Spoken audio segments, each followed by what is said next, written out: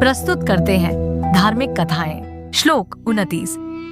वेपथुश्च शरीरे में रोमहर्षश्च जायते, गांडीवम स्रंसते हस्तात्वक चैव परिदह्यते। इस श्लोक में अर्जुन अपनी दशा का वर्णन करते हैं। उनका शरीर कांप रहा है, रोमांच हो रहा है और गांडीव धनुष हाथ से छूट रहा है। उन्हें लग रहा है जैसे उनकी त्वचा जल रही हो। यह दृश्य हमें दिखाता है कि जब व्यक्ति मानसिक संघर्ष से गुजरता है तो उसका शरीर और मन दोनों साथ छोड़ने लगते हैं। दोस्तों, यह हमें बताता है कि केवल शारीरिक शक्ति से ही सब कुछ संभव नहीं है। जब मन विचलित होता है या भावनाएं भारी पड़ती हैं, तो व्यक्ति भले ही कितना भी पराक्रमी क्यों न हो, वह कमजोर महसूस करता है। यह जरूरी है कि जीवन में मानसिक संतुलन और साहस बनाए रखा जाए। श्लोक 30। न च शक्नोमि व्यवस्थातुं भ्रमतीव च मे मनः, निमित्तानि च पश्यामि विपरीतानि केशव। अर्जुन यहाँ कहते हैं कि वे खड़े रहने में भी असमर्थ हैं। उनका मन इतना अस्थिर हो चुका है कि वे हर ओर सिर्फ अशुभ संकेत देख रहे हैं। उनके मन में भ्रम और अशांति का जाल है।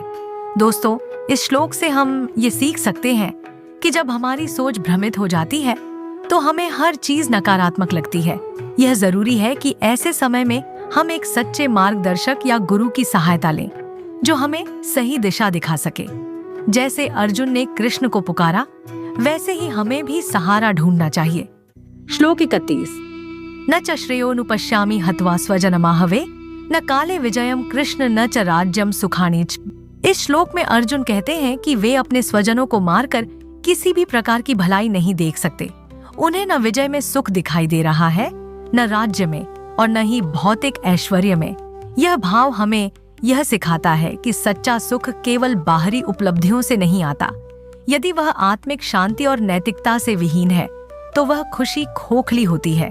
अर्जुन का यह द्वंद्व हमें यह सिखाता है कि कोई भी निर्णय लेने से पहले यह विचार करना चाहिए कि वह निर्णय हमें और समाज को आत्मिक और नैतिक रूप से कैसे प्रभावित करेगा। ये तीनों श्लोक मिलकर अर्जुन की मानसिक अवस्था और उनके द्वंद्व को पूरी तरह उजागर करते हैं। उनके माध्यम से हमें यह समझने को मिलता है कि जीवन में केवल बाहरी ताकत या ऐश्वर्य ही महत्वपूर्ण नहीं है। सच्चा सुख और शांति तभी संभव है जब हम अपने निर्णयों को सही मूल्यों और आदर्शों के आधार पर लें। और अगर मन विचलित हो तो एक सच्चे मार्गदर्शक की ओर मुड़ना चाहिए, जो हमें सही दिशा दिखा सके। यही श्री कृष्ण का आगमन भी संकेत करता है। जहाँ अंधकार हो वहाँ प्रकाश का प्रवेश अवश्य होता है।